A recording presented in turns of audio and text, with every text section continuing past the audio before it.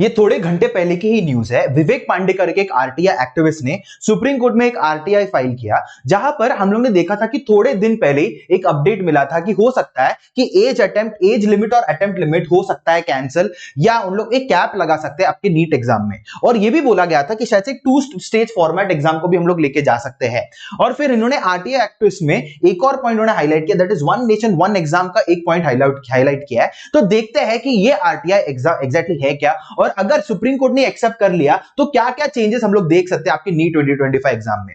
तो इसके लिए मैं आपके लिए जल्दी से ये अपडेट लेके आया हूं, जिससे कि आप लोग भी सतर्क रहे और हमको पता चले कि एग्जैक्टली क्या चल रहा है और क्या क्या एनटीए या नीट अपना एक अपडेट लेके आ सकता है। तो फिर देखो, फर्स्ट ऑफ ऑल यहां पर आपको एक बात समझना है कि आरटीआई एक्टिविस्ट ने रेज किया था ऑब्जेक्शंस एज लिमिट और एग्जाम फॉर्मेट के ऊपर, और उसने लेटर लिखा था एनटीए को, और ये सुप्रीम कोर्ट तक भी पहुंच चुका है। फिर हम लोग बात करते हैं क्या हुआ। CPI that is central public information officer ने बोला कि जो रिप्लाई था वो एडिक्वेट था, बट जो इंफॉर्मेशन पूछा गया है वो अभी अवेलेबल नहीं है और उसके लिए हम लोग उसको ठीक से फर्निश नहीं कर सकते। बट ऑनरेबल सुप्रीम कोर्ट ने उसने क्या कर दिया, एक हाई पावर्ड कमिटी को उसने बिठा के रखा है और उनका रिपोर्ट अभी तक अवेटेड है, यहां पर इतना बोला गया है। फिर उन्होंने ये भी बोला है कि यहां पर एनटीए को उन्होंने ये दरख्वास्त किया कि जो नीट अंडर ग्रेजुएट एग्जाम है उसमें एज और अटेम्प्ट का लिमिट ना लेके आइए। क्यों? क्योंकि ऐसे बहुत सारे स्टूडेंट्स हैं जो इकोनॉमिकली वीकर बैकग्राउंड से बिलोंग करते हैं, और हो सकता है कि अगर आपने एज और अटेम्प्ट लिमिट को कैप कर दिया तो इन लोग को बहुत इफेक्ट हो सकता है। और उन्होंने बोला कि many students from under privilege sections require additional time and resources to prepare for such a highly competitive exam, तो प्लीज एज और अटेम्प्ट लिमिट को कैप ना करे। फिर यहां पर एनटीए ने क्या बोला, एनटीए यहां पर बेसिकली यही बोल रहा है, जो भी उन्होंने रिफॉर्म्स और मॉडिफिकेशंस लेके आना चाहते थे, जो क्या अपना इसरो चीफ का जो कमिटी लेके सब आए थे ना, इसके ऊपर अपनी रिप्लाई अभी देना बाकी है। फिर उन्होंने क्या बोला है, अगेन मैंने वही बोला है कि यहां पर एज और अटेम्प्ट लिमिट के ऊपर उन्होंने यहां पर बहुत कुछ यहां पर बात किया है। आरटीआई एक्टिविस्ट का नाम विवेक है या विवेक पांडे है यहां पर, क्या आपको बात समझ में आ रही है? ठीक है। फिर हम लोग बात करते हैं opposing to multi session and online exam format. यहां पर विवेक पांडे ने यह भी बोला है कि जो मल्टी सेशन फॉर्मेट या 2 स्टेज फॉर्मेट को मॉडिफिकेशन के लिए बोला गया था और एक ऑनलाइन एग्जाम फॉर्मेट के लिए बोला गया था, यहां पर पांडे ने यहां पर क्रिटिसाइज करके रखा है। क्यों? क्योंकि उन्होंने बोला कि citing concerns over fairness and consistency, कितना कंसिस्टेंट होगा एग्जाम, कितना फेयर होगा एग्जाम, अभी तक उसमें क्लियर आइडिया नहीं मिला है। उन्होंने ये भी बोला है कि अगर आपने नीट को मल्टीपल सेशंस में कंडक्ट किया तो नॉर्मलाइजेशन वो सब लेके आना पड़ेगा। बेसिकली बहुत बार एग्जाम्स हो रहा है, तो बहुत बार एग्जाम्स हो रहा है तो हर एग्जाम को नॉर्मलाइज करना पड़ेगा, वो मार्क्स को नॉर्मलाइज करना पड़ेगा। मतलब इधर अलग क्वेश्चंस है, इधर अलग क्वेश्चंस है, तो कैसे पता करेंगे कि यह हार्ड एग्जाम था कि ये इजी एग्जाम था, फिर नॉर्मलाइज कैसे करेंगे, ये अभी तक क्लैरिटी नहीं है, यहां पर ये बोला गया है। और इसके वजह से शायद से रैंकिंग में डिस्पैरिटीज या डिफरेंसेस आ सकते हैं, यहां पर आपको एक पता चल रहा है।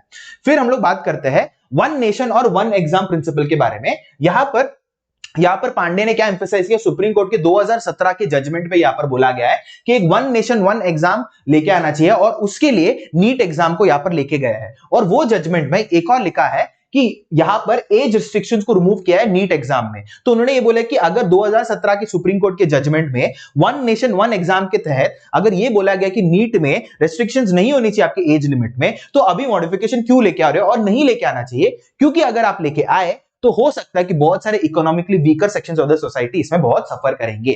तो यहां पर ये वाला बोला गया है।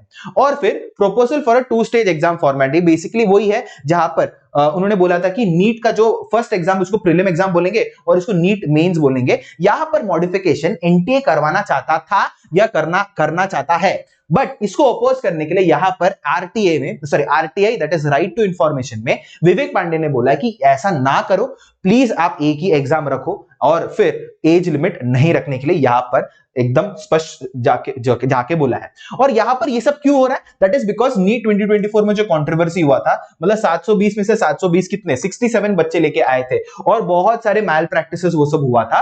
तो सुप्रीम कोर्ट ने बहुत सारे कमिटीज भी बिठाए थे, इसरो चीफ ने खुद यहां पर एक कमिटी को रन किया था और बहुत सारे मॉडिफिकेशंस बोले थे, और उसको पास ऑन भी कर लिया था कि एजुकेशन मिनिस्ट्री में। बट फिर एजुकेशन मिनिस्ट्री में रिफॉर्म लेके आने वाला था, तभी विवेक पांडे ने विवेक पांडे ने आरटीआई एक्टिविस्ट ने यहां पर आरटीआई फाइल किया और अभी देखते हैं कि एग्जैक्टली यहां पर क्या होने वाला है। तो यही था आज के लिए, इतना ही अपडेट है।